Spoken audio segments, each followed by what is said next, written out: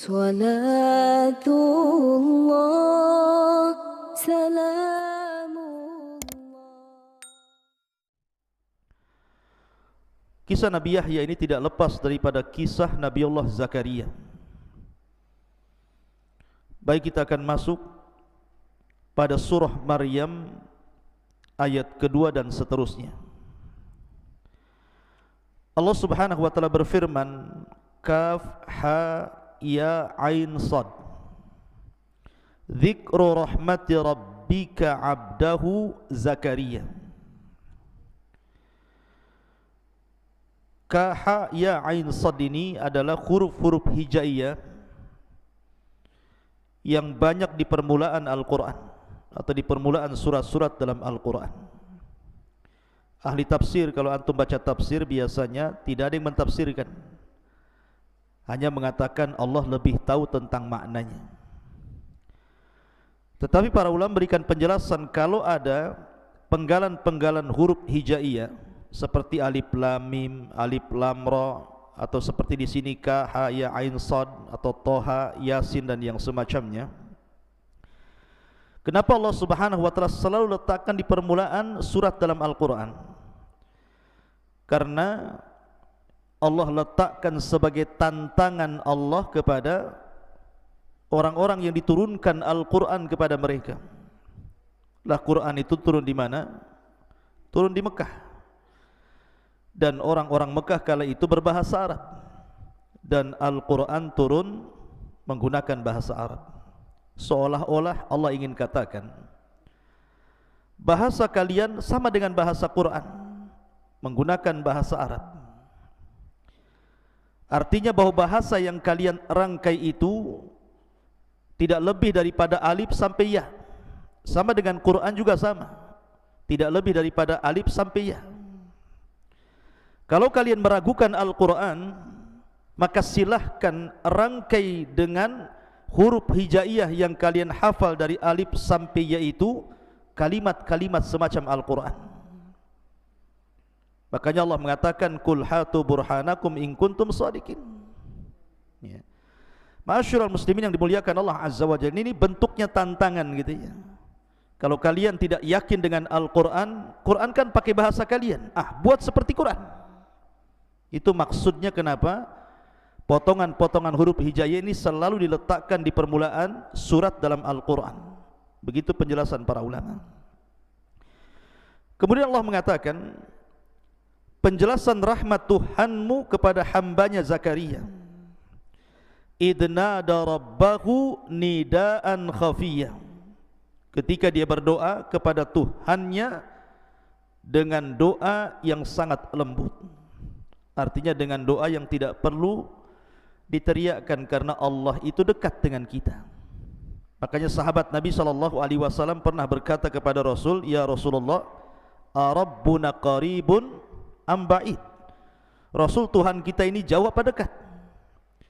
Wa idza kana qaribun fa nunaji, wa idza kana ba'idun fa nunadi. Kalau memang dia dekat, kita bisik-bisik saja. Tapi kalau dia jauh, kita panggil-panggil. Maka Allah Subhanahu wa taala turunkan ayat, wa idza sa'alaka ibadi anni fa inni qarib. Apabila hamba-hambaku bertanya soal aku ya Muhammad, katakan aku dekat. Jadi tidak perlu doa itu teriak-teriak. Doa itu tidak perlu berteriak-teriak, tetapi dengan cara nidaan khafiyah, seperti doanya Zakaria. Kemudian Allah mengatakan, qala rabbi inni wahanal azmu minni wasta'ala ar-ra'su syaibah. Zakaria berkata, Ya Rabb, sesungguhnya telah lemah tulang ini, dan juga sesungguhnya rambut ini telah beruban memutih. Walam akun bidu'aika rabbi syakiyah, dan aku menjadi dengan doa kepadamu tidak pernah kecewa. Artinya dia terus berdoa dan tidak pernah bosan untuk tidak berdoa. Dan harusnya seperti itu, ikhwan. Yang tahu nilai sebuah doa itu para nabi. Kadang-kadang orang itu kalau ada masalah bukan mengadu kepada Allah, malah nulis status. Jadi minta bantuan kepada orang-orang yang ada di Facebook, yang ada di Instagram, yang membuat masalah itu Allah, yang mengangkat juga Allah. Jadi kalau ada masalah tidak perlu ditulis di status. Ini aneh, setiap ada masalah mesti ditulis status. Lagi galau, ngapain orang coba tulisan begitu? Minta kepada Allah Azza wa Jalla, masalahnya diselesaikan. Makhluk itu tidak bisa menyelesaikan masalah. Makanya Zakaria mengajarkan kepada kita, jangan pernah bosan berdoa. Kemudian Allah mengatakan, wa inni khiftul mawaliya min warai wa kanat imraati akhiran fahabli min ladunka waliyan yarithuni wa yarithu min ali ya'qub waj'alhu rabbi radiyya. Kemudian Zakaria mengatakan, dan sungguh aku khawatir keluargaku, kerabatku dari belakangku, maksudnya kalau tidak ada keturunan, dan dia istriku seorang yang mandul. Artinya secara medis tidak mungkin melahirkan, karena orang mandul tidak mungkin melahirkan. Fahabli min ladunka waliya, maka berilah kepadaku dari sisimu waliya, pertolongan. Untuk apa? Yarithuni, agar dia mewarisi diriku. Wa yarithu, dan mewarisi min ali Ya'qub, dari keturunan Ya'qub. Waj'alhu rabbi radiyya, dan jadikanlah dia Tuhanku seorang hamba yang diridhai. Dari sini menunjukkan bahwa Zakaria itu masih nabi-nabi Bani Israel. Karena ketika dia mengatakan yarithu min ali Ya'qub, menunjukkan bahwa ada garis keturunan antara Zakaria dengan Nabi Allah Ya'qub. Dan Ya'qub itu namanya Israel, keturunannya disebut Bani Israel, dan Zakaria itu satu di antara nabi Bani Israel. Kemudian Allah mengatakan, ya Zakaria, inni nubashiruka bi ghulamin ismuhu Yahya. Wahai Zakaria, sesungguhnya kami beri kabar gembira kepadamu akan lahir seorang anak laki-laki namanya Yahya. Lam naj'al lahu min qablu samia, di mana nama Yahya itu belum pernah ada nama seperti itu sebelumnya. Jadi nama Yahya itu nama satu-satunya yang Allah berikan kepada putranya Zakaria. Sebelumnya tidak ada orang namanya Yahya. Kalau sekarang banyak nama Pak Yahya itu. Di mana rumah Pak Yahya? Sebelah sana. Tapi sebelum itu, di zaman Nabi Yahya tidak ada nama Yahya kecuali putra Zakaria. Maksudnya seperti itu. Kemudian qala rabbi anna yakunu li gulamun wa kanat imraati akhiran wa qad balagtu minal kibari itiyah. Zakaria pun mengatakan, ya Tuhanku, bagaimana aku akan memiliki anak gitu kan, sementara usiaku sudah tua renta, istriku pun mandul. Dan sungguh aku telah sampai usia yang lanjut, itiyah, dan sangat tua renta. Tetapi lihat jawaban Allah, qala kadzalika qala rabbuka huwa alayya hayyin wa qad khalaqtuka min qablu wa lam taku syai'an. Kemudian Zakaria mengatakan, Allah berfirman, demikianlah bagiku itu mudah, kata Allah. Bagiku itu sangat mudah, dan sungguh aku telah ciptakan dirimu sebelumnya. Loh, kamu ini dulu enggak ada, kemudian aku ciptakan jadi ada. Kalau hanya engkau meminta kepadaku agar punya anak, itu mudah bagiku, kata Allah. Kemudian Nabi Zakaria minta tandanya. Qala rabbij'al li ayah. Taib, kalau seandainya Allah anugerahkan kepadaku keturunan, apa tanda-tandanya? Maka Allah mengatakan, qala ayatuka alla tukalliman nasa thalathata ayyamin sawiyah. Tandanya bahwa engkau tidak akan bisa bicara kepada manusia selama 3 malam, padahal engkau dalam kondisi sehat. Jadi nanti kalau engkau tiba-tiba tidak bisa bicara, bisu gitu kan, mau ngomong susah, harus dengan isyarat atau dengan tulisan, dan itu selama 3 hari, berarti istri mengandung tuh. Jadi tandanya dibisukan Zakaria selama 3 hari. Kalau engkau suatu ketika tiba-tiba susah bicara, mau ngomong susah, hanya dengan isyarat dan tulisan, berarti istrimu lagi ngandung tuh. Kemudian fa kharaja ala qaumihi minal mihrabi fa auha ilaihim an sabbihu bukrata wa asiya. Maka ketika betul-betul Zakaria tidak bisa bicara selama 3 malam, tiba-tiba istrinya hamil, betul. Maka dengan senang hatinya dia keluar dari mihrabnya. Ingat, mihrab itu bukan mihrab masjid kayak gini, bukan. Ya. Mihrab itu artinya di sini seperti kan Maryam itu punya mihrab kan? Kullama dakhala 'alaiha Zakariyal mihrab. Setiap Nabi Zakaria masuk mihrab, apa sih mihrab itu? Jadi mihrab itu ini umpamanya kamar, anggaplah ini satu petak kamar. Ya. Kemudian di kamar itu dibuat semacam kayu untuk tempat tinggal di atasnya itu. Itu disebut mihrab itu namanya. Jadi Maryam itu kalau tidur di atas itu, mungkin umpak-umpakan bahasa kitanya ya, dikasih kayu supaya bisa naik ke atas, dikasih tangga. Disitulah Maryam beribadah. Begitu juga Zakaria beribadah di mihrabnya. Jadi ketika tahu istrinya ngandung, dengan bahagianya kemudian Zakaria menemui kaumnya, kemudian memerintahkan kaumnya untuk bertasbih kepada Allah pagi dan petang. Ma'asyiral muslimin yang dimuliakan Allah Subhanahu wa taala. Kenapa, apa alasannya Nabi Zakaria itu kemudian sangat yakin akan diberikan anak oleh Allah Subhanahu wa taala? Karena ketika Nabi Zakaria ini merawat Maryam, Maryam ini masih kecil dan tidak pernah keluar dari mihrabnya. Jadi dia di atas kamarnya itu, kasur di atas kamarnya itu, tidak pernah keluar dari situ. Zikir aja Maryam ini. Jadi suatu ketika Zakaria ini masuk ke mihrabnya Maryam, dan setiap dia mendapatkan melihat mihrabnya Maryam, dia mendapatkan banyak makanan, banyak sekali makanan.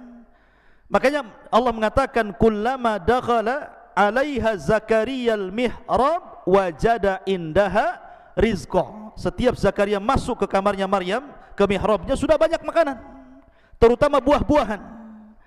Lah buah-buahan ini yang tidak ada di musim panas ada pula di musim dingin, yang tidak ada di musim dingin ada pula di musim panas. Makanya lihat bahasa Quran, Nabi Zakaria mengatakan kepada Maryam, anna laki hadza, dari mana buah-buahan ini? Siapa yang mendatangkannya? Sebab kalau seandainya buah-buahan itu ma'ruf, ada di musimnya, tentu Zakaria tidak akan mengatakan anna laki hadza. Dari mana buah-buah ini? Pasti Zakaria pun akan maklum, umpamanya ini musim kurma, banyak kurma di kamarnya, mungkin ada orang ngasih. Atau lagi musim jeruk, tiba-tiba banyak jeruk, paling Zakaria mengatakan siapa yang ngasih buah-buahan ini, tidak mengatakan anna laki hadza. Itu bahasa Quran. Tiba-tiba Maryam mengatakan apa?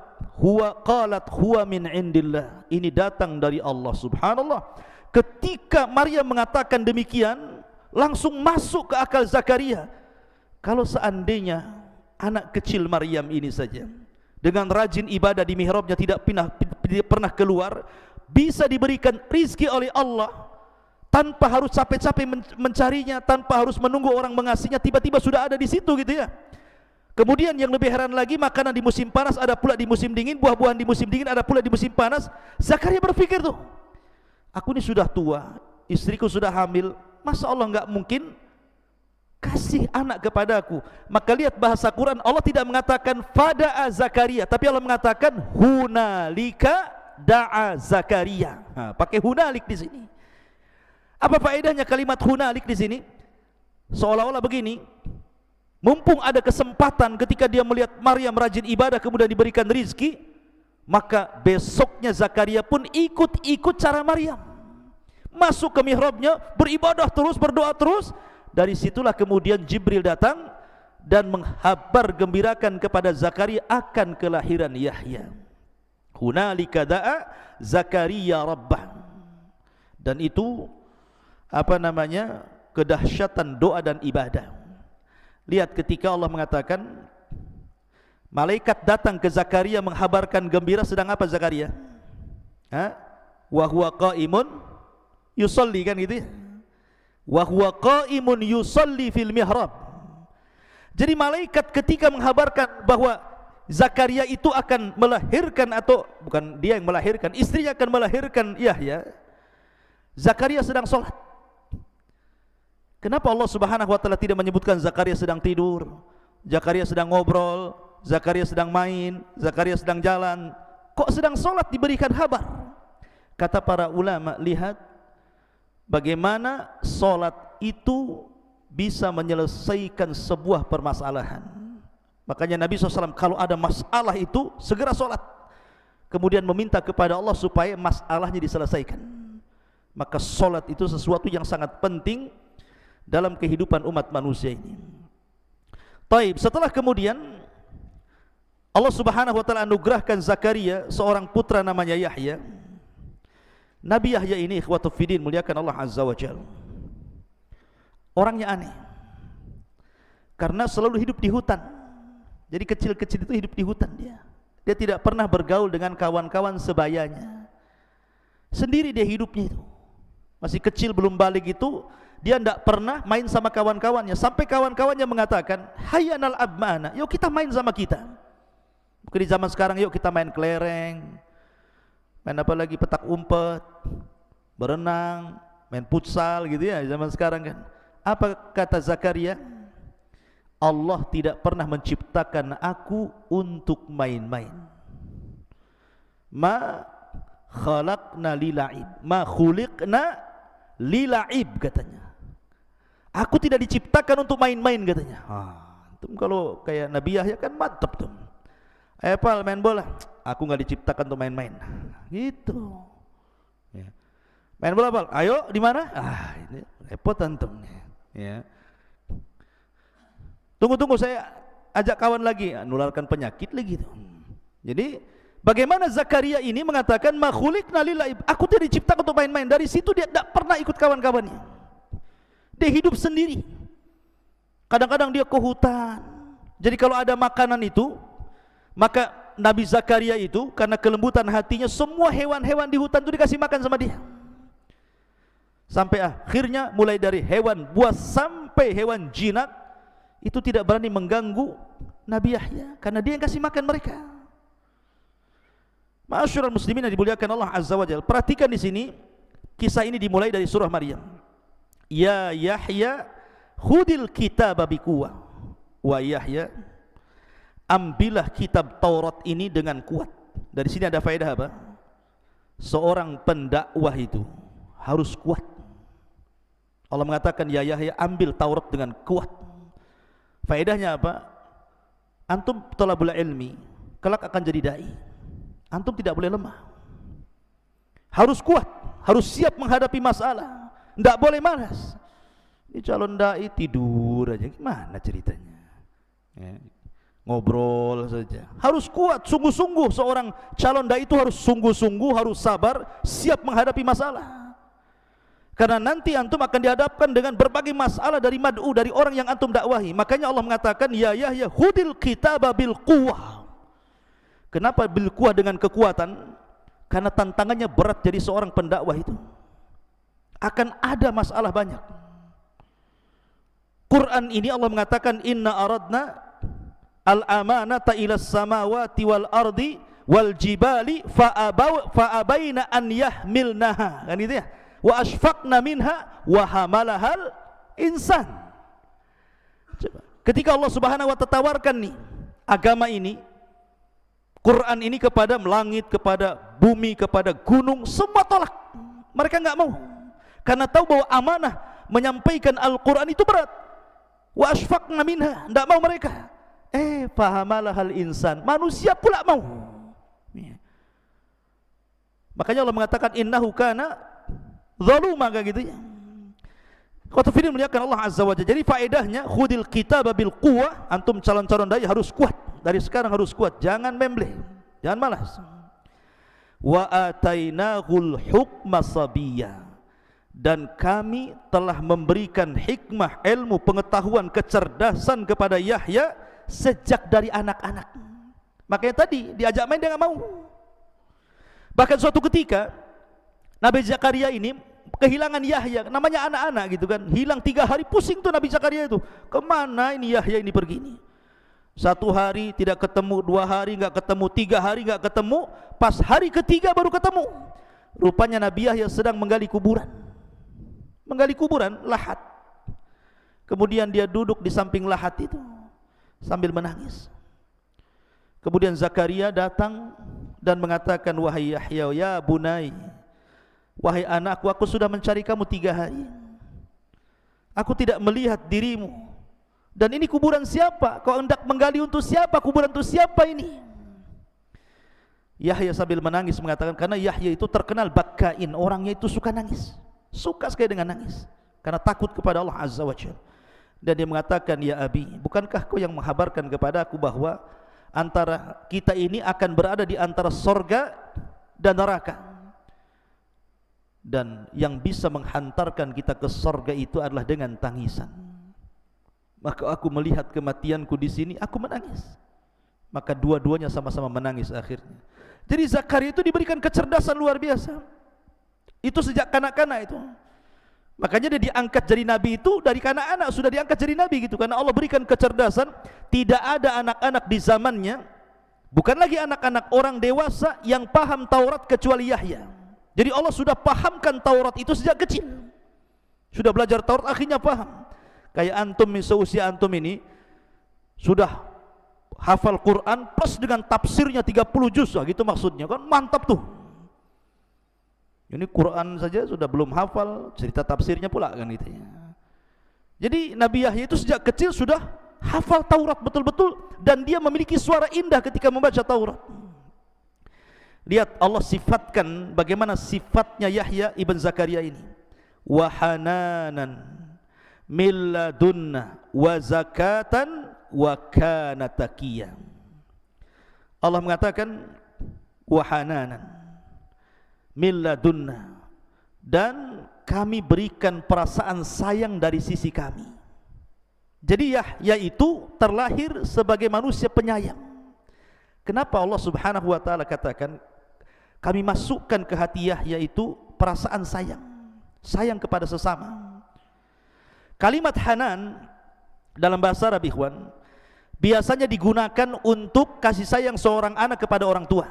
Itu kalimat hanan.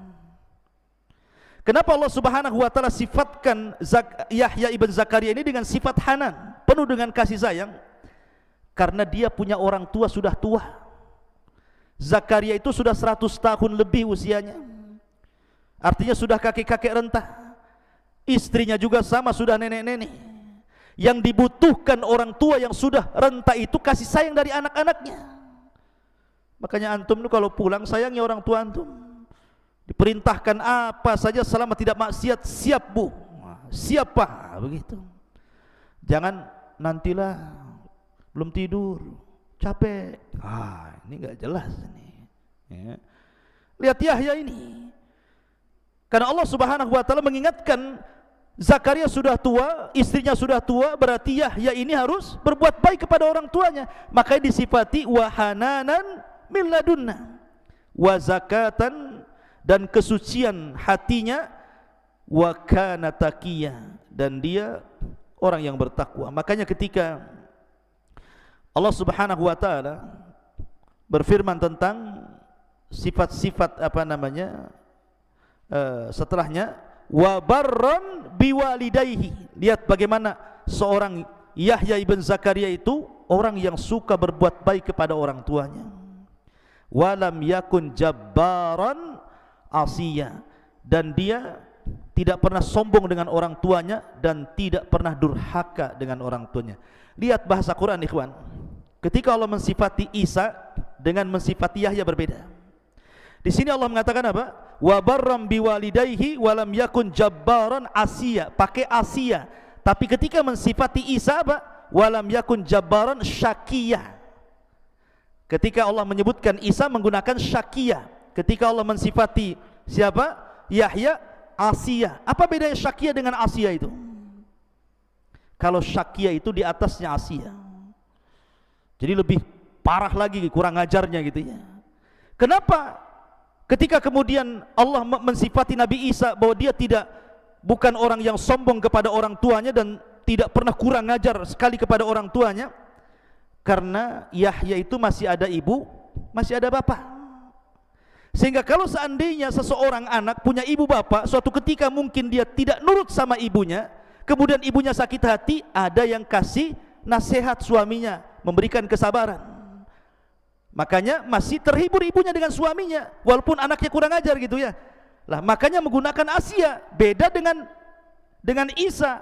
Isa hanya punya ibu, tidak punya suami gitu ya. Sehingga kalau dia disakiti anaknya, sakit hatinya itu dalam. Makanya ini juga risalah kepada orang-orang yang hanya punya ibu dan sudah tidak punya ayah. Maka jangan sakiti hati ibu Anda, karena sakitnya itu lebih dalam dibandingkan ketika masih ada suaminya. Itu maksudnya di situ ya. Ini pelajaran besar juga bagi antum yang syukur-syukur antum masih punya kedua orang tua. Allah mengatakan wassalamun alaihi yauma wulida wa yauma yamutu wa yauma yub'atsu hayya. Enggak apa-apa kita akhirkan nanti isyanya.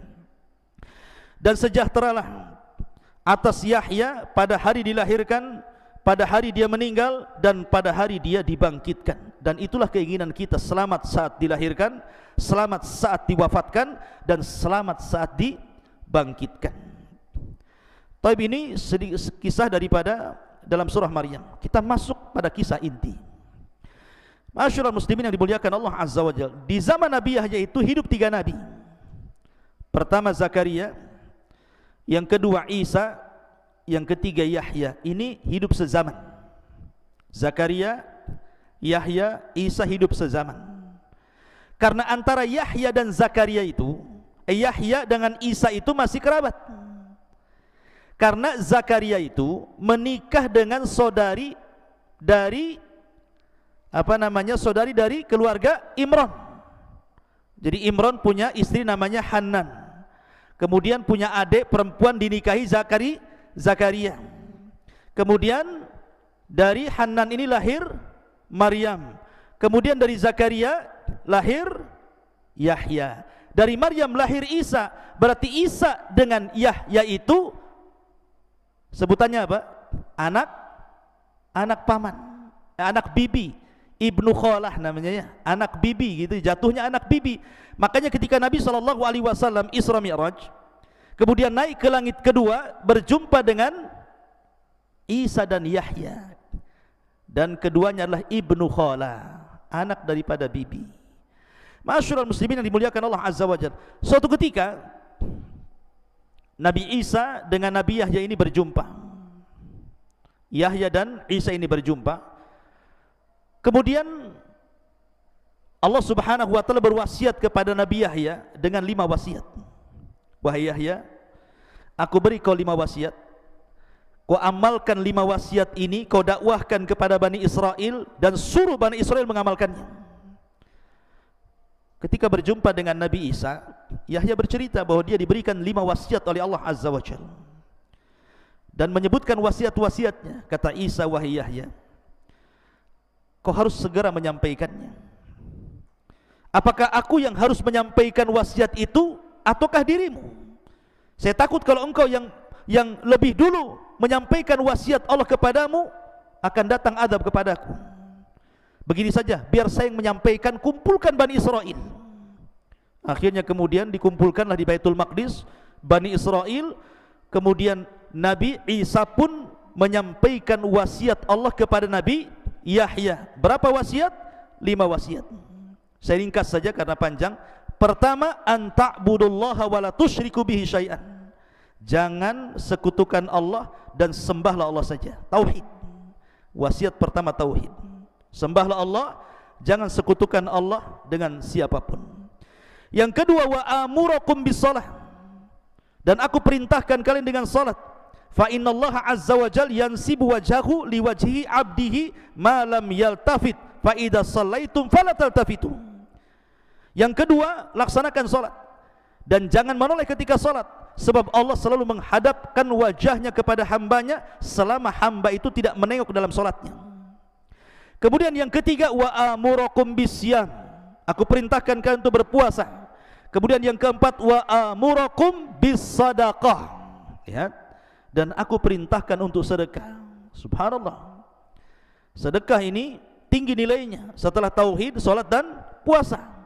Kemudian yang terakhir, wa amurakum bidzikrillah, dan aku perintahkan kalian untuk memperbanyak zikir kepada Allah Subhanahu wa taala. Ketika Nabi SAW menyampaikan hadis ini, maka Rasul mengatakan, sebagaimana Yahya diberikan wasiat 5 perkara untuk disampaikan kepada umatnya, maka aku juga diberikan wasiat oleh Allah 5 perkara agar ku sampaikan kepada umatku. Kata Nabi SAW, wa ana amurakum bi khamsin Allahu amarani bihinna. Dan saya perintahkan kepada kalian 5 perkara sebagaimana Allah perintahkan 5 perkara kepadaku. Yang pertama bil jamaati, yang kedua bis sam'i, yang ketiga bil ta'ati, yang keempat bil hijrati, dan yang kelima bil jihadi fi sabilillah. Pertama bil jamaah. Maksudnya jamaah ini jangan keluar dari ketaatan kepada pemimpin, karena itu ciri-ciri khawarij. Yang kedua mendengar kepada pemimpin, jangan bermaksiat selama perintahnya itu ma'ruf. Kemudian yang ketiga taat selama perintahnya tidak maksiat. Kemudian yang keempat hijrah. Hijrah di sini maksudnya dari perkara buruk menjadi perkara baik, dari lingkungan buruk menjadi ke lingkungan yang baik, dari negara kafir ke negara Islam, dan begitu seterusnya. Mana hijrah ini luas. Kemudian yang terakhir bil jihad fi sabilillah, untuk berjihad di jalan Allah, baik dengan jiwa, dengan harta, dengan waktu, dan begitu seterusnya. Intinya bahwa di sini antara Yahya dengan Isa itu sezaman, cuman bedanya kalau Yahya itu nabi dan dia meneruskan syariatnya Nabi Musa, menyampaikan Taurat. Tetapi kalau Isa itu bukan hanya nabi tapi rasul, karena diturunkan padanya kitab Injil. Dan yang pertama kali beriman kerasulan Isa adalah Yahya. Jadi Yahya itu didustakan dakwahnya. Justru yang pertama kali beriman kepada Isa itu Nabi Yahya, karena dia juga seorang nabi. Karena kurang lebih para nabi itu ketika berdakwah didustakan. Taib. Karena juga waktu, kita langsung saja. Lalu bagaimana kisah wafatnya Nabi Yahya ini, ikhwan? Kisah wafatnya memang sangat tragis sekali. Dahulu ada seorang raja, seorang hakim di Palestina, namanya Herodia, yang sebelumnya dipimpin oleh Herodus. Namanya dulu Herodus, kemudian meninggal Herodus, diganti dengan Herodia. Dialah hakim Palestina kala itu. Dan Herodia ini dia suka dengan anak perempuan daripada bibinya. Jadi dia suka dengan anak perempuan bibinya. Dan dalam syariat Nabi Yahya tidak boleh menikah dengan kerabat seperti itu, karena itu mahram dan haram hukumnya. Itu syariat dulu. Ya, kalau syariat sekarang kan sepupu boleh menikah. Kalau zaman dulu mungkin nggak boleh. Lah kadang raja ini kan sudah terlampau cinta dengan wanita itu, anak daripada saudarinya. Dalam riwayat saudarinya ada yang mengatakan anak bibinya itu yang cantik sekali itu. Masalahnya ibu daripada putri itu adalah orang yang paling bermusuhan dengan Nabi Yahya. Ibunya itu adalah wanita yang paling bermusuhan dengan Yahya, tidak suka dengan dakwahnya Nabi Yahya. Kemudian akhirnya terdengarlah bahwa raja akan menikah dengan orang yang tidak boleh dalam syariat Yahya dinikahi. Ketika itu Nabi Isa bin Maryam memerintahkan Yahya untuk mengajari Hawariyun, para sahabat-sahabat Isa ibn Maryam. Lah salah satu fatwa yang difatwakan oleh Yahya kepada Hawariyun itu, tidak boleh menikah dengan seorang wanita yang masih ada hubungan kerabat seperti Raja Herodia ini dengan wanita tadi. Menyebarlah fatwa Nabi Yahya ini dari mulut ke mulut, dari telinga ke telinga, sampailah ke istana. Dan ingat, Nabi Yahya itu punya pengaruh. Dia seorang orator. Kalau dia ceramah itu terpengaruh manusia banyak. Jadi ketika mendengar fatwa seperti itu, raja marah gitu ya. Bagaimanapun fatwa itu mengganggu istana. Artinya bahwa istana terganggu dengan fatwa itu. Akhirnya kemudian suatu ketika wanita itu karena takut tidak jadi nikah dengan raja, maka sang ibu dari wanita yang hendak dinikahi raja itu disuruh menghantarkan khamar kepada raja untuk diminum. Maka Herodia pun meminum khamar, maboklah. Ketika mabuk itulah ibunya mengatakan kepada anak putrinya, berdandanlah dengan dandanan yang paling cantik, lewatlah di hadapan raja. Akhirnya dia pun dandan dengan dandan cantik, raja lagi mabuk. Kemudian lihat wanita yang dicintainya tiba-tiba lewat dengan dandan yang paling cantik, makin gila dia. Gila kuadrat namanya. Udah gila-gila lagi. Gila di atas gila. Ya. Maka akhirnya dikejarnya wanita itu dan mengatakan, ayo nikah sekarang gitu ya. Tetapi wanita ini sudah dibisikin oleh ibu yang kafir ini dan mengatakan, kalau raja menghendaki supaya cepat nikah, maka katakan kepada sang raja, maharnya kepala Yahya. Maharnya kepala Nabi Yahya. Subhanallah. Ya.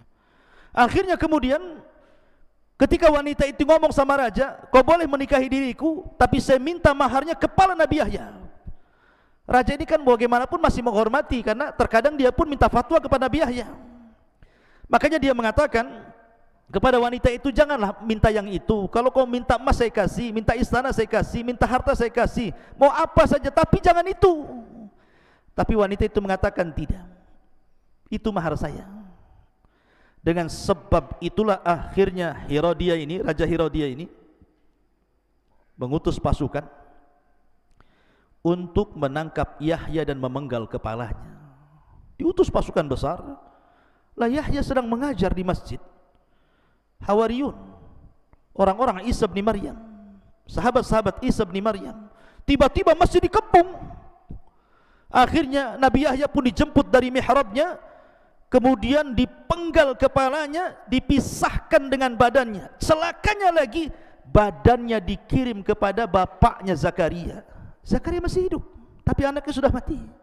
Coba perasaan orang tua, tiba-tiba dikirim jasad anaknya, kemudian kepalanya diletakkan di bejana emas, kemudian dikirim ke istana. Gimana perasaan Zakaria selaku bapak? Tahu-tahu ada jasad anaknya di situ ya. Akhirnya kepala Nabi Yahya ini diletakkan di bejana emas, dikirim ke istana. Ketika melihat kepala Yahya di bejana emas, wanita fajirah, wanita baghi ini tiba-tiba tertawa terbahak-bahak. Subhanallah. Al jaza min jinsil amal, ikhwan. Jazaul ihsan ilal ihsan, jazaus sayyiati ila sayyi'ah. Balasan keburukan itu akan ditimpakan keburukan yang sama.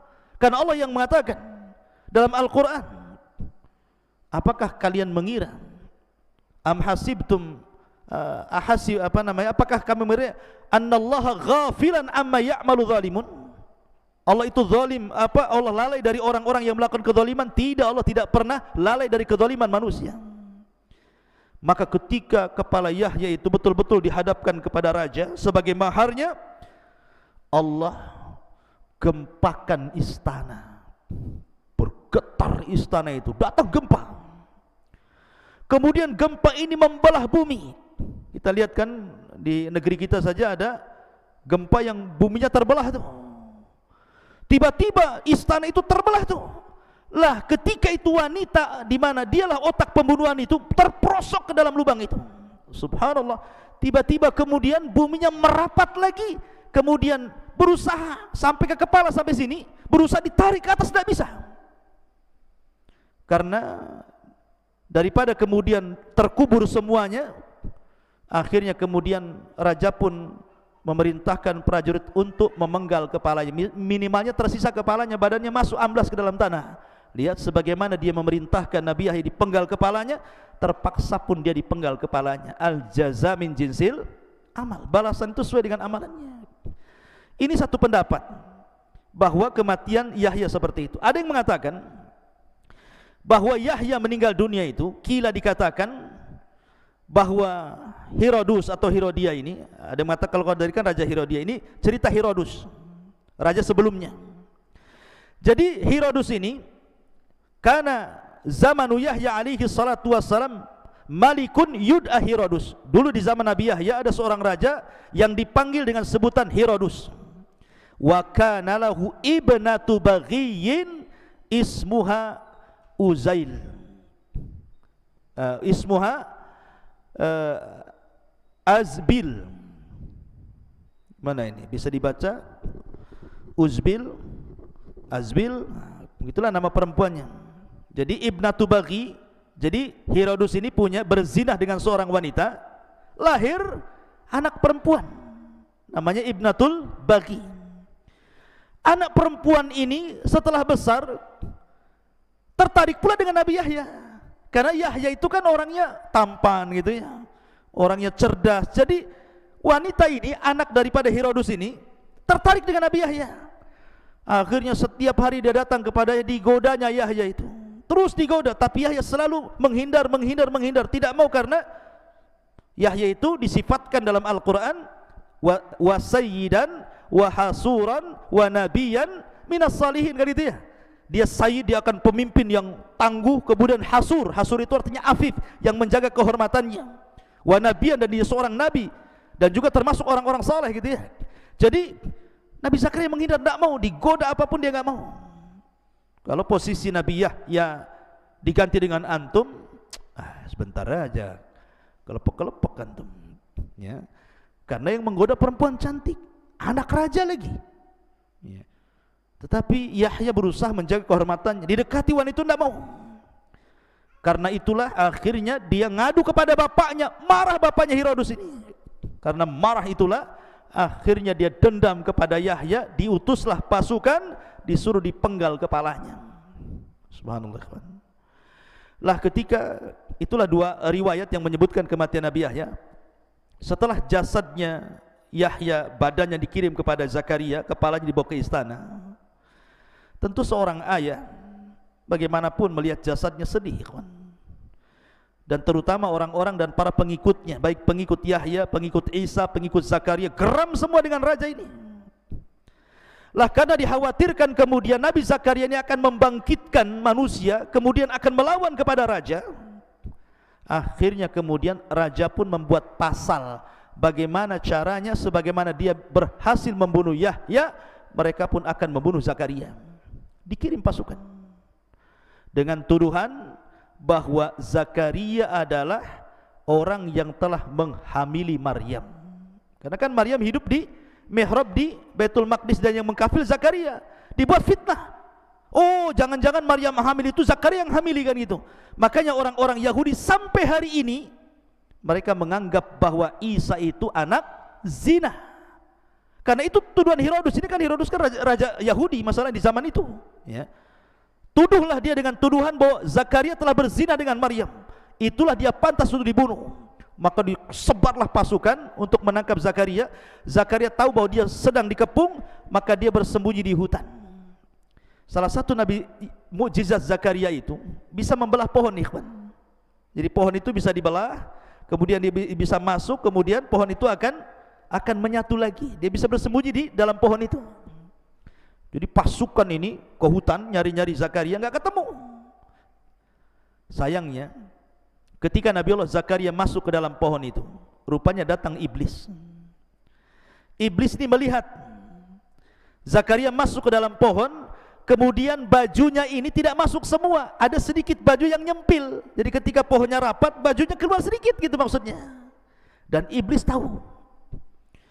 Ketika pasukan datang nyari ke hutan sana sini nggak ketemu, akhirnya kemudian iblis pun menjelma manusia dan mengatakan, kalau kalian mencari Zakaria, ku kasih tahu di mana dia berada. Kata iblis, tuh di pohon sana. Kau bawa gergaji pohon sana, maka kalian akan berhasil membunuh Zakaria. Akhirnya kemudian ditunjukkan oleh iblis tempat Zakaria bersembunyi dalam pohon itu. Mereka sudah bawa gergaji, digergajilah pohon itu menjadi berbelah-belah, akhirnya keluar darah, dan Allah takdirkan Zakaria meninggal di situ.